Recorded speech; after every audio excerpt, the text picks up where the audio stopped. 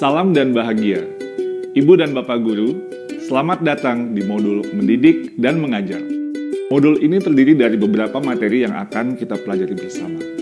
Kali ini kita akan membahas materi Mendidik Menyeluruh berdasarkan pemikiran Ki Hajar Dewantara.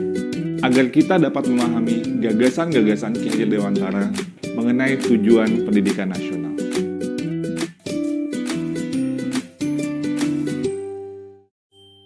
Ibu dan Bapak Guru, pemahaman terhadap kata pendidikan dan pengajaran kadang masih membingungkan. Penggabungan istilah tersebut dapat mengaburkan pengertian yang sesungguhnya. Pengajaran adalah suatu cara menyampaikan ilmu atau manfaat bagi hidup anak-anak secara lahir maupun batin. Maka, pengajaran merupakan salah satu bagian dari pendidikan. Sama halnya dengan mengajar yang merupakan salah satu bagian dari mendidik. Sementara pendidikan adalah tempat menaburkan benih-benih kebudayaan yang hidup dalam masyarakat sekaligus sebagai instrumen tumbuhnya unsur peradaban, agar kebudayaan yang kita wariskan kepada anak cucu kita di masa depan. Ki Hajar Dewantara mendefinisikan pendidikan sebagai tuntunan, yaitu tuntunan dalam hidup tumbuhnya murid. Maka, mendidik adalah menuntun segala kodrat yang ada pada murid, agar mereka dapat mencapai keselamatan dan kebahagiaan yang setinggi-tingginya, baik itu sebagai manusia maupun sebagai anggota masyarakat. Ibu dan Bapak Guru, murid diciptakan sebagai makhluk yang memiliki kodrat untuk mereka hidup dan tumbuh. Pendidik tidak dapat menentukan dan berkehendak akan hidup tumbuhnya murid. Yang bisa pendidik lakukan adalah menuntun tumbuh atau hidupnya kekuatan-kekuatan itu dengan mengerahkan segala daya upaya untuk memajukan perkembangan budi pekerti, pikiran, dan jasmani murid, agar dapat memperbaiki perilakunya, bukan dasar hidup dan tumbuhnya itu. Layaknya seorang petani yang menanam padi, ia hanya dapat menuntun tumbuhnya padi, mengusahakan kondisi yang terbaik agar padi dapat tumbuh sesuai dengan kodratnya. Petani mungkin dapat memperbaiki keadaan tanaman padinya, atau bahkan menghasilkan tanaman padi yang lebih besar daripada tanaman padi yang tidak dipelihara. Bagaimanapun, ikhtiar yang terbaik yang dilakukan oleh petani untuk tumbuhnya padi tidak akan dapat membuat tanaman padi itu tumbuh menjadi tanaman jagung atau tanaman lainnya.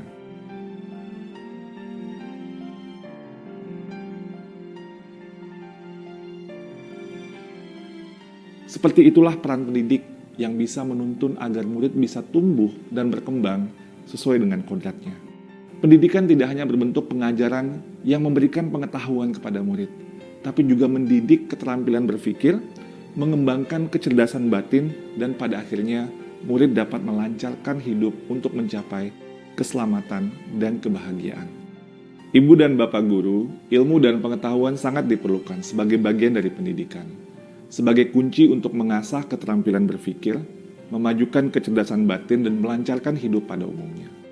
Oleh karenanya, pendidikan pikiran atau intelektual murid sebaiknya dibangun setinggi-tingginya, seluas-luasnya, dan selebar-lebarnya, agar murid dapat mewujudkan peri kehidupan lahir dan batin dengan sebaik-baiknya.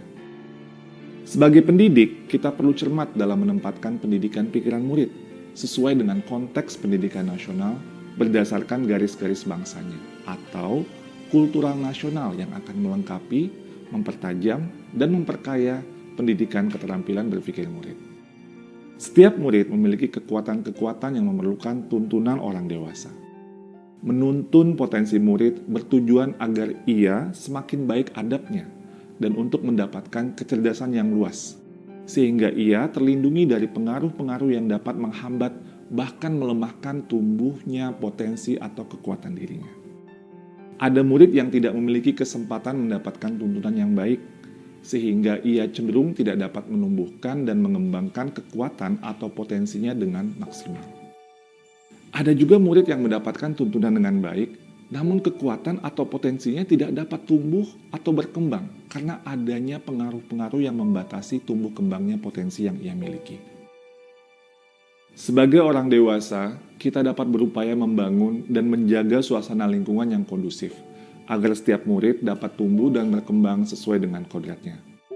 Seumpama dua garis yang saling tarik-menarik dan saling mempengaruhi, yang pada akhirnya berujung menjadi satu. Dua garis itu adalah garis dasar yang menggambarkan potensi dari murid, dan garis keadaan yang menggambarkan kesempatan untuk berkembang. Kedua garis ini saling berhubungan, yang menurut ilmu pendidikan disebut konvergensi. Buah dari tuntunan kepada murid adalah berkembangnya akal budi murid yang mendorong terciptanya kebudayaan. Kebudayaan bangsa yang menjadi ciri khas dan dasar perubahan zaman di tengah-tengah kebudayaan-kebudayaan negara lain membuat kita kadang-kadang khawatir akan tergerusnya kebudayaan kita. Meskipun adat istiadat atau kebiasaan di masyarakat berubah karena akal budi manusia juga berkembang, kebudayaan bangsa Indonesia akan tetap ada, menjadi pilar utama dalam memajukan pendidikan nasional. Contohnya, kebudayaan gotong royong, membersihkan dan menghias kelas, serta sekolah yang melibatkan murid dapat menumbuhkan karakter dan kecakapan sosial emosional. Guru dapat memberikan praktek pembelajaran yang mengembangkan kerjasama, empati, menghargai sesama, dan berkontribusi sosial kepada sesama. Sehingga murid dapat menemukan dan terbekali dengan kebudayaan-kebudayaan bangsa yang jika terus-menerus ditumbuhkan, maka kebudayaan bangsa akan semakin kuat dan tentu saja akan membantu murid atas kehidupan dan penghidupannya. Dan yang paling utama dan yang paling penting yang dapat membantu keberlangsungan hidup sebagai bangsa Indonesia. Lalu, bagaimana dengan pembelajaran di kelas kita saat ini? Apakah kita sudah mendidik anak dengan menyeluruh? Atau mungkin kita hanya sebatas mengajar? Mari kita refleksikan bersama-sama. Salam dan bahagia, Ibu Bapak Guru hebat!